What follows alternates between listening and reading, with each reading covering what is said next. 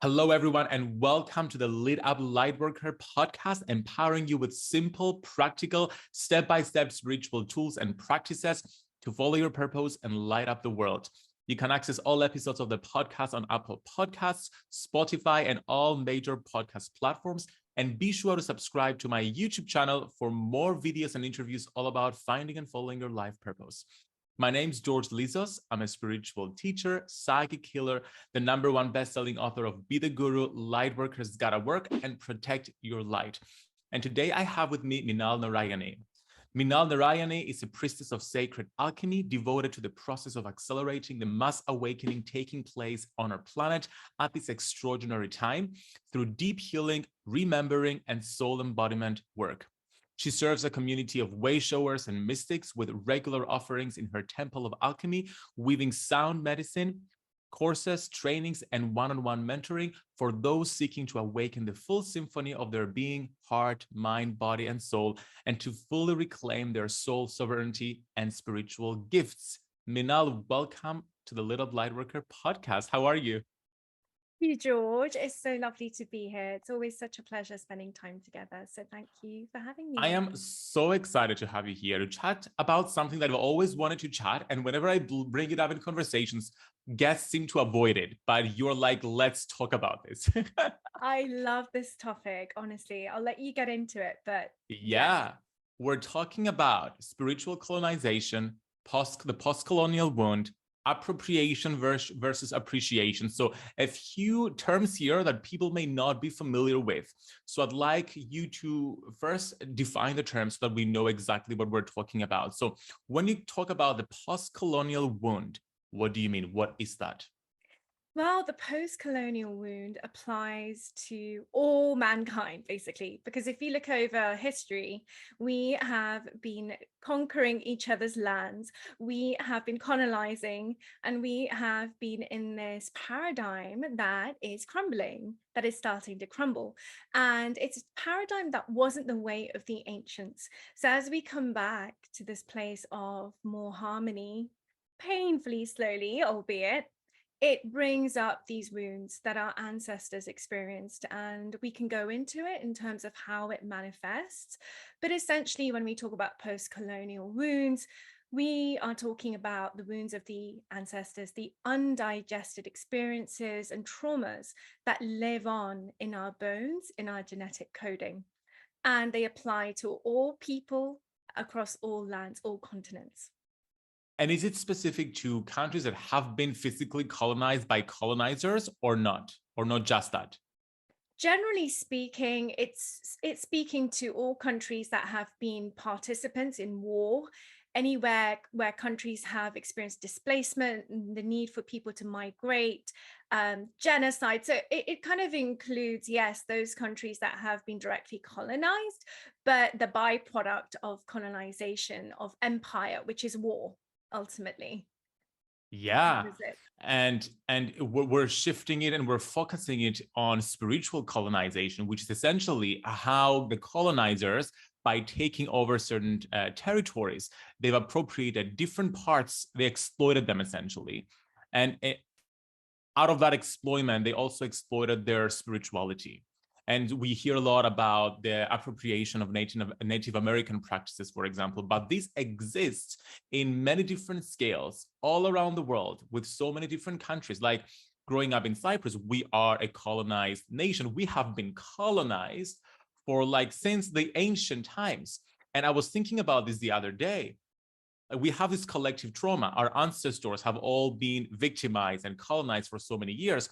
So we're all brought up collectively thinking that we cannot make it in the world, for example. We have limiting beliefs and fears because we feel like we're colonized. So this is an example, essentially, of the outcome of the post-colonial wound, right? Can you share a few more examples about it? Yeah. Oh my gosh, I love this. So first of all, I just want to say religion. Organized religion has been used as a vehicle, as we know, to basically help people claim political power in order to exploit the lands, in order to conquer the lands and extract what they needed. And it's a shame because a part of this process, systematic process over centuries, has resulted in so many indigenous peoples across all lands, as you say, Cyprus, Greece, these lands have had their own traditions, the pagan traditions that are making a resurgence, because all wisdom traditions speak to alchemy. That is the basis of all belief systems. It's about alchemizing our experiences, but also working with the land. And that's why the land itself, the earth itself, is asking us to remember her ways. And that's why people are leaning on things like plant medicine, which that's a whole other podcast episode we can go into. But what I will say is, all plants are medicine, and the land itself is the medicine. And that's why we are feeling that we're all feeling that call. And perhaps the portal of the pandemic made us want to connect with the land. It drove us to stop and do that for that reason, so that we can go back. Now, in terms of how it manifests, to answer your question, it can go from one multitude of experiences to another. And all of these, and I speak from my own experiences, but from what I've witnessed working with clients, is that it shows up as inexplicable anxiety, shame, guilt, sexual repression, and a sense of I must prove myself, or I must prove my worth in order to succeed, which kind of speaks to what you touched on earlier. But also, one of the biggest things is wealth consciousness, and how it impacts this divide of those who are conquered, those who are going to have things taken away from them, these very deep-seated wounds, that it doesn't matter how much belief clearing you do on your own, you can't go past it, because true healing needs to happen on all levels, not just the subconscious mind, but what's actually held in our bones, what is encoded in our genetics that we cannot escape from. And that's where the ancestral work comes in. Yes, because we live in systems, we live in ancestral systems that we cannot escape. Yes, we can do as much healing as we want, but we're still subscribed to that energetic system. And therefore, work like family constellations, for example, ancestral healing, they all work around dismantling this belief system that we've inherited from our ancestors. Such powerful work.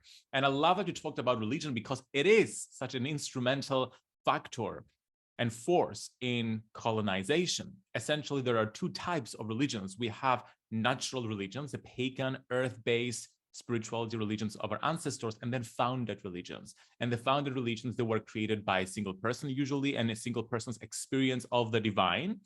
One is accepting and one is dogmatic. And so therefore we have the pagan traditions that accepted all religions, because paganism is based on the idea that we all have our own connection with the earth, and therefore we can interpret that in whatever way we want to.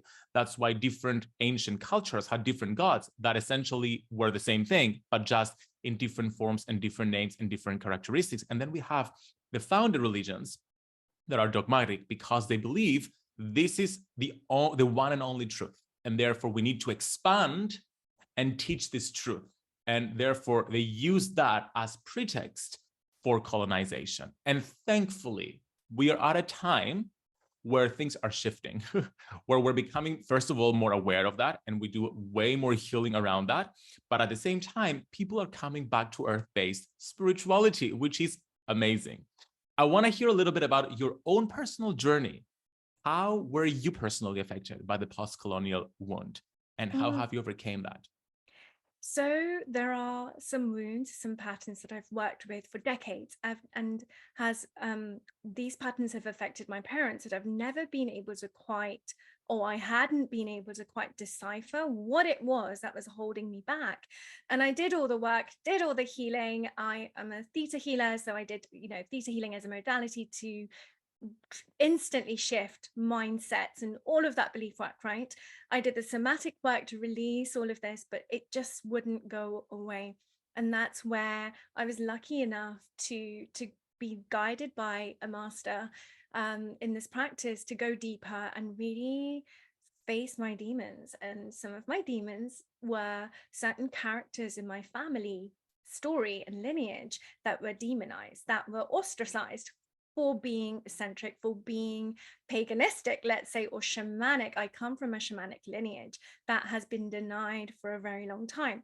And so for me personally, this showed up in a sense of not feeling worth. No matter what I did, I just didn't feel as worthy as, and in my case, it showed up as not being as worthy as white people, because I am of Southeast Asian descent, even though I was born in Africa and a lot of my family were in Africa.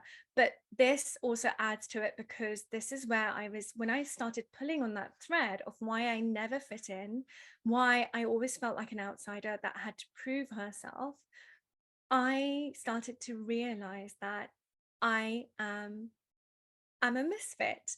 But then it was actually my grandfather and my other grandfather, because you have to look at both paternal and maternal lines to decipher what these stories are, these energetic imprints are that are encoded in our experiences and our nervous system and our genetics. And so the more I did research, they all felt in some way that they didn't fit in because they came from India and then they went to Burma. And then because of the war, they then migrated to Africa, where it was like the same story of trying to fit in and not having a community. And when they did find a community, it was based on a hodgepodge of people from different communities. Even if they did come from India, India is a massive, massive country and culturally so diverse. And so within that, that's where I was like, okay, so it's not just mine. This isn't even mine. And that's where I began to kind of, do that work, go deeper. And a part of ancestral work is literally giving recognition, acknowledging, because there are certain earthbound ancestors that are still here. They're not malevolent, but they are still here because they are caught in that energetic field that we help release when we do the ceremonial work, when we intentionally know how to honor them, instead of, oh, you have this odd, these are classics that I uncover, like you had this odd grandfather, you had this odd aunt, and oh, they were just weird and let's just not talk about them. So it's all of these things. And then wealth consciousness is something that was very personal to me and my family over generations, where the core belief was money comes and goes. So of course, money would come in, millions, and money would pour out, millions, right? There wasn't this sense of we have the capacity to grow wealth. We are again, we are worthy of having the wealth. And there was a lot of that attached, because my great grandfather was a multi-billionaire, a self-made multi-billionaire, and yet my grandfather spent that money and didn't really earn the money because he didn't feel worthy, because he felt like an outcast.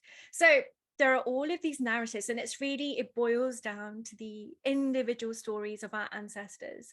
I also carried inexplicable anxiety, and the way it would show up would be me constantly worrying about my loved ones.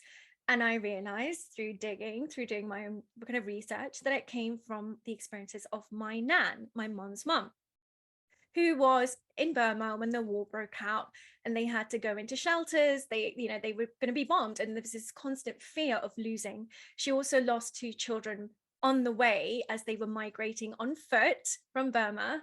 And she lost 2 children that were born, 2 infants that she had to bury along the way. So that's a lot of also grief. So there are many patterns there. And the more I dug, the more I was like, well, this is the story of not just me, but of all humanity, because we've all been moving around and we've all been affected by displacement, war, and grief. And so, so it's not just the story of one individual, it's the story of our collective that we must heal, and it goes beyond ourselves. And that's my mission now, and my point, that it's not just about the individual, it's about the lineage. Yeah, and it makes you wonder, and it makes you want to do research, because so many times we just want to escape our past, escape our ancestors, escape our family. But this work allows you to really acknowledge them, bring them into the light. And by doing so, you're not just healing yourself, you're healing, as you said, the lineage. And my own story, my ancestors, like my mom was in war when the Turks came and occupied, and she has fond memories of waking up in the morning and having to jump in a truck and be displaced and run away, and she was homeless for years. So I've grown up listening to those stories, hearing my grandfather and my grandmother tell me about all that. But at the same time, even if they told me nothing, as you said, the spiritual DNA is communicated while I was born. And therefore, I am born with that collective wound that if it's not acknowledged, if we don't have these conversations, if we don't give them permission to express this themselves, meaning our ancestors, then we go on with fears and limiting beliefs that aren't ours, that are a result of the collective trauma that is still unhealed. And I want to reiterate this, the most powerful thing about doing this work and healing ancestral traumas is that we heal the lineage, and therefore we heal our collective trauma, not just ourselves. I want to talk a little bit about the importance in working with the spirituality of our land, because I've personally found that I've tried and I studied so many different spiritual modalities from different cultures around the world. And then I was led back to my Greek roots, and therefore eventually transitioned and became a priest to Hellenic polytheism, which is the indigenous religion of ancient Greece and also Cyprus. Why is this important? And I want to share a little bit about why I think that, but I want to hear what you have to say first. Yeah. See, I feel there are layers to this. There's layers in terms of the life that we have in this incarnation and the lineage we have, the ancestral lineage in this incarnation and the one from previous lifetimes. So first I'll talk about this lifetime and this incarnation. The land itself holds every time the memory of both the pain, so the wars, the blood, the carnage, but also all of the ceremonies. So every time you hold ceremony, it doesn't have to be elaborate, but every time you honor the land kind of almost encases that memory in a vessel, right? That then shoots up somewhere else. And so as earth stewardship requires of us, we must tend to the land. And that was the primal way of how our ancestors did it. And so we are the land because, and I'll give you an example, the food that makes me the happiest, this is so funny, but it's not funny if you think about it. The food that makes me the happiest is a mango. Do you know why? Because it's the traditional fruit of where my ancestors came from, because it carries, and when I have like an Indian mango as opposed to like a Peruvian mango, it lights me up in different ways. And so that's a classic example. So, and that's why culture is so strongly connected to food. And that's how people connect, because we're not just connecting to each other, we're connecting to the land. So yes, it's important to connect to the land of your ancestors. And sometimes, you know, if you are a bit kind of disconnected from the culture of your lineage, even just visiting the city or town where your grandfather was born and walk around in some of those streets and even visit maybe an old family home. Some of us don't have the privilege of this one ancestral home, you know, others do. But if you uncover certain photographs, I mean, one of my favorite books growing up, I'm jumping around here a little bit, but it's all tied up together. One of my favorite books growing up was La Casa de los Espíritus by Isabel Allende, House of Spirits. And it's such a beautiful book, which just helps you appreciate the imprint left by each individual that's ever lived in a space. And that's also why, you know, yes, religion, there are certain good things about organized religions, in that there are certain places of worship that have been revered and that exist and that have survived for thousands of years. And when you step foot into them, you feel the vibration of elevated prayers and emotions. And so what my message here is, connect to the land of your ancestors, but also, this is where I'm going to go into other lifetimes, connect to the land that you are held by now in this moment, because there's a reason that your soul has drawn you here. And there might be, you know, inexplicable reasons why you'd feel drawn to a certain culture or a certain place, but just follow that intuition within, because your soul has lived many lifetimes, as we know, and it feels a draw to a certain time within its soul print where it connected to a certain land. And so that's my take on it. But I'm curious as well to hear yours. It's very similar. I also believe that we have energetic cords that cannot be broken, that connect us to the land we're born in, and therefore to our culture's land. And even if we're mixed race, multi-mixed race, then it's the different lands of our ancestors. But also we have energetic cords that link us to our past lives. For example, I have an obsession with Spain. And for the past 15 years, I've been learning the language. And every single year I go to Spain and I stay there for a month. And I feel such a strong connection with the land there. And I have no ancestors that were from Spain, but I've had many past lives there. And I've had many past life regressions where I experienced my life in Spain. So I honor that connection, but I also honor my country's connection because I have an equally strong cord to Greece and to Cyprus and to this part of the Mediterranean. So, and I found that when I connected to the spirituality of my land, everything shifted. Like on every single area of my life, things improved. My intuition got stronger. My things just fell into place. It was like a puzzle that I was missing the last piece. And then the pieces started coming together without me trying. And it was such a huge energetic aha moment that it was such a powerful practice. That's why I also encourage people to, even if they're not interested in their ancestor spirituality, at least give it a try. And because they may find that cord will ring and will connect them and will strengthen. It may be dormant, but once you ring the cord, it wakes you up in ways you wouldn't have imagined. Now, shall we talk a little bit about cultural appropriation versus appreciation? Absolutely. This is the topic that people hate to talk about. So let's go there. Let's go there. But just before we do, there are two things that just dropped in that I want to share. When you were speaking there, it was just so beautiful. And I just want to say that it's like accessing the vaults of a bank when you connect to your ancestral land and lineage. And I also want to just honor that it's not easy for everyone, because if you are adopted, or if you just don't know, if you don't have a means of tracking down your family, just connect to whoever you feel closest to, that whoever you have that connection with, and go from there. So I just wanted to honor that. But yeah, let's get into appreciation and appropriation, because it's such a hot topic. What are the differences between cultural appropriation and cultural appreciation? First of all, can you please define those terms for us?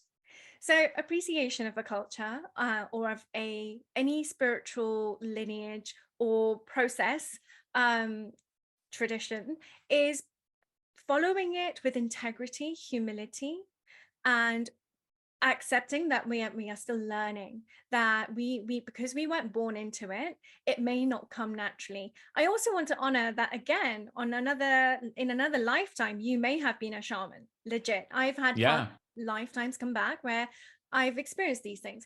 And so that's fine too. But appreciation also is about appreciating the tradition in its entirety, not just taking the chunks that apply to you, that you have experienced, but it's about being humble and saying, well, I want to study this. I want to go to the teachers, the wisdom keepers who know the nuances of how to deliver this. Because in olden days, and I'll just talk about Vedanta and the tantric tradition, which is where yoga philosophy and asana practice, the physical aspect of yoga, originated. It was a verbal, oral tradition. So it was passed down from one master to another over decades. And it's a great time that we live in, this time of information, but it's also evolving into the age of synthesis, right? So it's no longer about what information you have access to, because there's an abundance and overwhelm of information, but it's about how it's synthesized and how it works together as an intact and revered tradition. And so when you are appreciating a culture, it's about coming at it with this humility and this hunger to really genuinely want to study it, want to embody it, not just apply it to what you're doing so you can perhaps profit from it. Yes. And how about appropriation? How is that different? So that was kind of segueing into appropriation. Appropriation is just that. It's kind of just taking a piece of the puzzle and trying to fit it into whatever you're delivering. with the mindset of, oh, it's popular right now, it's spirituality du jour, so I will attract the people.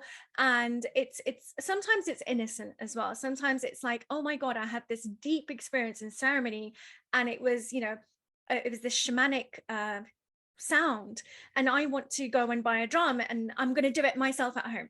And yes, as a part of it, that is like, that's great, because that's that primal aspect of us. And our souls remember from being in ceremony and doing those things, but honor the tradition that it came from. Yes.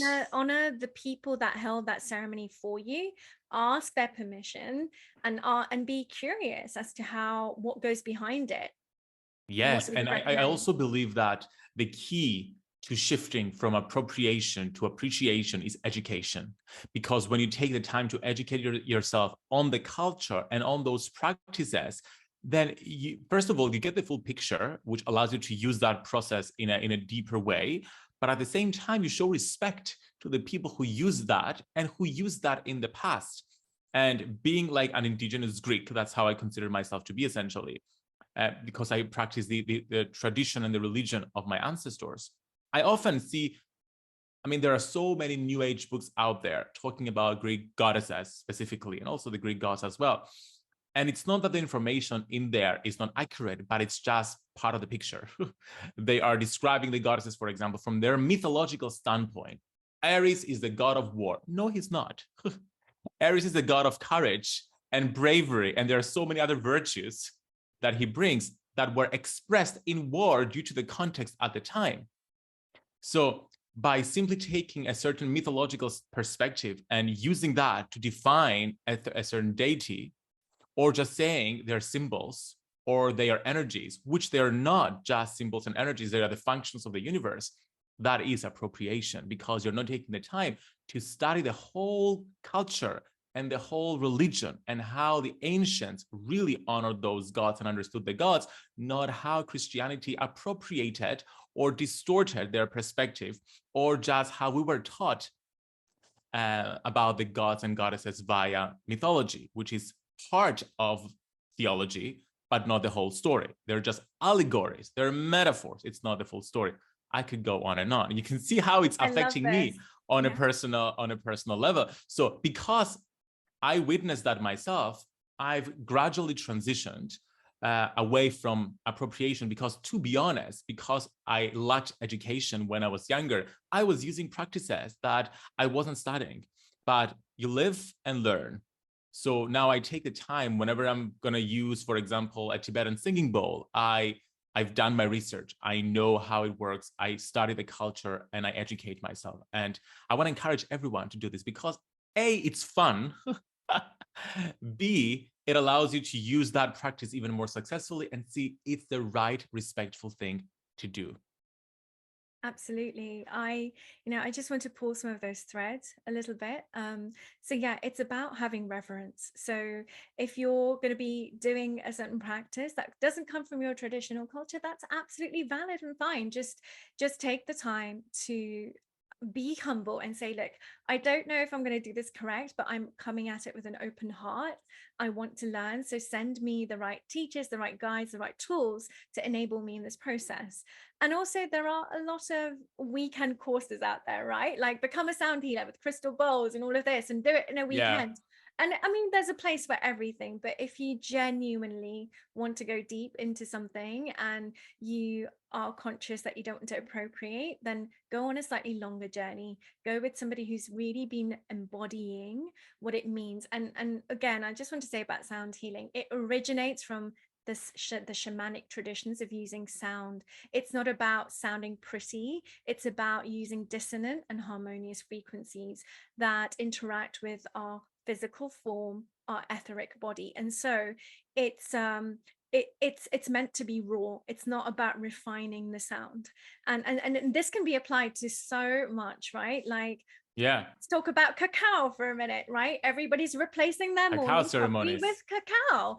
That is not how it's meant to be consumed. It has a reverence. It's meant to be used in ceremony. It's been used in, in community with elders, with reverence for the land, for the medicine of cacao. So if you're just having it every morning, you're diluting the reverence for it. So I think there are nuances, there are layers to this.